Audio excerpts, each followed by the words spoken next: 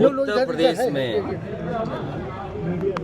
लगातार घटनाएं हो रही हैं और ये घटनाएं जो हो रही हैं वो सरकार की नाकामी की वजह से हो रही हैं। सरकार अपनी नाकामी छिपाने के लिए इनकाउंटर कर रही है।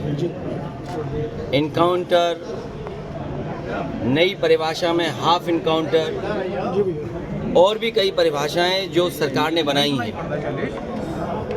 अगर इनकाउंटर से ही लॉ एंड ऑर्डर बेहतर हो रहा होता तो अभी उत्तर प्रदेश कई आंकड़ों में और प्रदेशों से अच्छा होता। जीरो टॉलरेंस का नारा देने वाले एनडीटीवी थोड़ा सा नीचे कर, उन्हें खुद अपने आप पर सोचना चाहिए। ये एडमिनिस्ट्रेटिव फेलियर था, सरकार का फेलियर था कि जब वहाँ पर तय था, पुलिस की जानकारी में था, तो आखिरकार आपने शांतिपूर्ण ढंग से क्यों नहीं प्रोसेशन को ले जाने दिया या उस कार्यक्रम को संपन्न क्यों नहीं करा पाए। जो लोग एक शांतिपूर्ण तरीके से एक कस्बे, गांव का या आसपास के लोगों का कार्यक्रम शांतिपूर्ण से संपन्न नहीं करा पा रहे हैं, उनसे लॉ ऑर्डर की क्या उम्मीद करेंगे आप। और फिर ये इनकाउंटर, हाफ इनकाउंटर, ये डराने के लिए हैं। आप मुझसे ना नाम बताते ना कुछ बताते तब भी मैं कह सकता था कि इनकाउंटर किसका किया इन्होंने। इनकाउंटर करना और नफरत को बढ़ावा देना, ये सरकार को नया तरीका मिल गया काम करने का।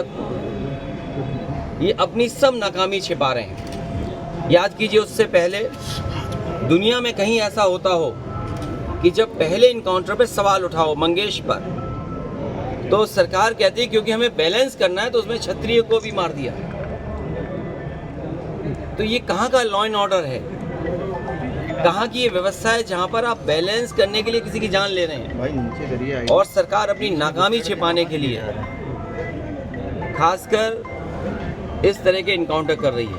बहराइच में एनकाउंटर हुआ है जो रामगोपाल मिश्रा के मतलब जो आरोपी थे, मुख्य आरोपी, और उसके साथ एक साथी की एनकाउंटर हुई है। क्या कहेंगे?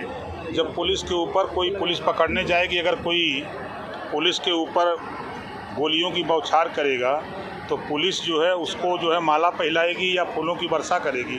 पुलिस हमेशा उनको गिरफ्तार करने का, अपराधी प्रवृत्ति के लोगों को गिरफ्तार करने जाती है। अगर वो हरकत करते हैं तो पुलिस की तरफ से फायरिंग होती है। वो चाहे मरे, जिंदा या मुर्दा, उनको पकड़ना है।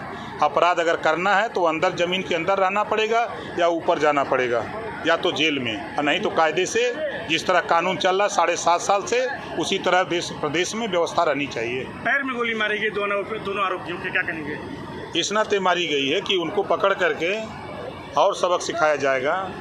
अभी तो गोलियां लगी है ना, और कुछ लगेगा। होना चाहिए जिन्होंने दंगाइयों ने भीड़ ने सारी दुकानें जला करके खाक कर दी। जी, दंगाई तो दंगाई है। दंगाई को आप किसी धर्म के साथ क्यों जोड़ते हो?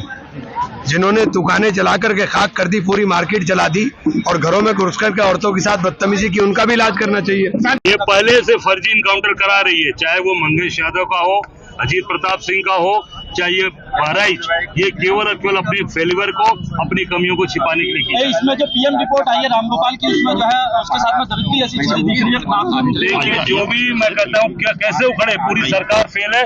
सरकार ने कोई इंतजाम नहीं किया और सरकार केवल और केवल दंगा कराना और फर्जी इनकाउंटर कराना। देखिए, बहुत ही दुर्भाग्यपूर्ण है। ऐसी घटनाएं नहीं होनी चाहिए और इसके लिए कानून व्यवस्था पूरे ढंग से काम कर रही है। हमारे अधिकारी लोग इस पे लगे हुए हैं और ये हम लोगों को देखना है इस तरह की घटनाओं का पुनरावृत्ति ना हो। जिस तरीके से एक बस्ती से जा रही थी और ये कहा जा रहा था कि जो भजन बज रहा था उसको बंद करवाने के लिए, देखिए, इस समय मैं नहीं पढ़ना चाहता हूँ क्या हुआ क्या नहीं हुआ। कुछ ना कुछ घटनाएं जब ये ऐसी होती तो जरूर उसमें कुछ ना कुछ मतलब की बातें कही जाती, सब कुछ होता है।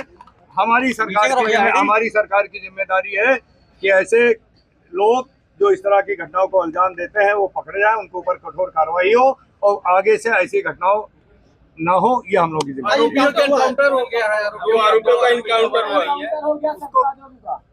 तालिब का अभी जो है पैर में गोली लगी है, एक के बाएं और एक के मैं पैर। फिर वही बात कह रहा हूँ कि हमारी सरकार पूरी तरह से प्रतिबद्ध है कि ऐसे लोग जो देश की व्यवस्था को बिगाड़ने में जुटे हैं, आपसी सौहार्द खत्म करने में जुट रहे हैं, उनके ऊपर सख्त से सख्त कार्रवाई होगी। बस एनकाउंटर को आप सही कार्रवाई मान रहे हैं इस पूरे मामले में?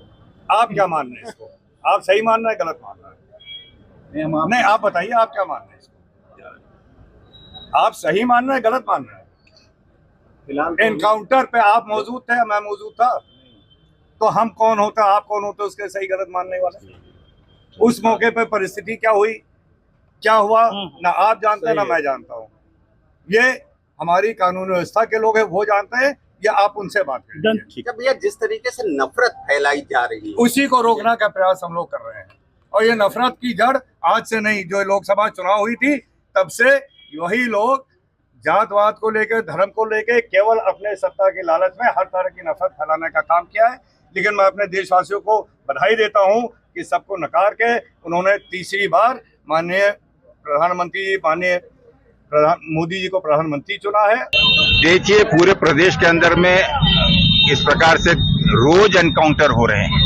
क्या उस एनकाउंटर के पीछे कोई ठोस ऐसा सबूत है? क्योंकि मुझे उसकी जानकारी नहीं है, तो उस पर कोई भी वक्तव्य करना ठीक नहीं होगा।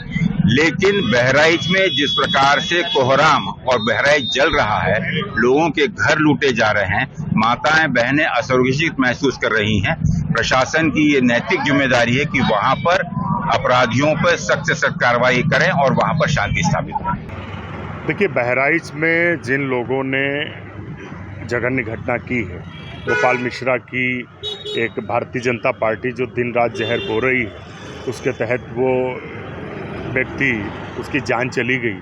तो जो भी दोषी हैं उन पर जो संविधान सम्मत है उसके तहत कार्रवाई होनी चाहिए, कानून का शासन स्थापित होना चाहिए। कांग्रेस पार्टी की हमेशा ये मांग और मंशा रही है कि देश प्रदेश में संविधान और कानून के तहत शासन चलना चाहिए।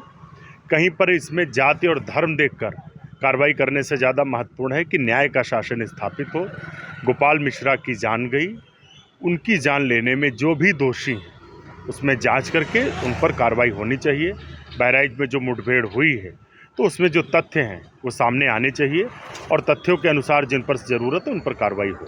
सरफराज की बहन ने एक आरोप लगाया है, कल रात में ही उन्होंने एक वीडियो जारी किया था जिसमें उन्होंने साफ तौर पे बात कही कि पुलिस ने उनको उठा लिया है और अभी तक उनका कहीं पता नहीं चल पा रहा, जिसके बाद आज मुठभेड़ हो गई।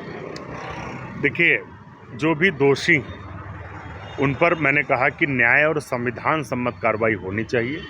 कानून का राज, कानून का शासन स्थापित हो, जिससे आने वाले समय में कोई ऐसी घटना न कर सके। वहाँ पुलिस की नाकामी से दंगा फैला, पुलिस की नाकामी से वहाँ पर हिंसा हुई, पुलिस की नाकामी की वजह से वहाँ पर गोपाल मिश्रा की जान गई। अगर पुलिस वहाँ पर मुस्तैद रहती, प्रशासन मुस्तैद रहता, तो निश्चित तौर पे गोपाल मिश्रा की जान बचाई जा सकती थी। गोपाल मिश्रा इस तरीके से किसी के घर पे नहीं चढ़ पाता। लेकिन पुलिस की नाकामी, कानून व्यवस्था का फेलुअर है। तो जो भी दोषी हैं उन्हें सज़ा मिलनी चाहिए, ताकि भविष्य में ना तो कोई किसी के घर पर चढ़ने की जुर्रत कर सके और ना ही इस तरीके से किसी की जान जा सके और ना ही भविष्य में इस तरीके की घटना की पुनरावृत्ति हो। अखिलेश यादव ने कहा है कि यह हाफ एनकाउंटर जो किया गया बैलेंस करने के लिए किया गया। देखिए, घटना की जांच हो, जो दोषी हैं वो पकड़े जाएं, उनको सज़ा मिले। फर्जी इनकाउंटर जाति और धर्म देखकर जिस तरीके से इससे पहले भी सरकार करती रही है, तो फर्जी इनकाउंटर करके राजनीतिक रोटियां न सेकी जाएं, उन पर सख्त से सख्त कार्रवाई हो और वो मिसाल बने, जिससे ना तो किसी गोपाल मिश्रा की जान जाए, ना ही किसी दूसरे जो दोषी नहीं हैं, जो निर्दोष हैं, उनको सज़ा मिले। जो दोषी हैं उन्हें सख्त सज़ा मिले, जिससे मिसाल कायम हो। हमसे जुड़े रहने के लिए हमारे YouTube चैनल को सब्सक्राइब करें और नई वीडियो की नोटिफिकेशन के लिए बेल आइकॉन को दबाएं। अगर आप ये वीडियो Facebook पर देख रहे हैं तो लाइक जरूर करें और ज्यादा से ज्यादा शेयर करें। धन्यवाद।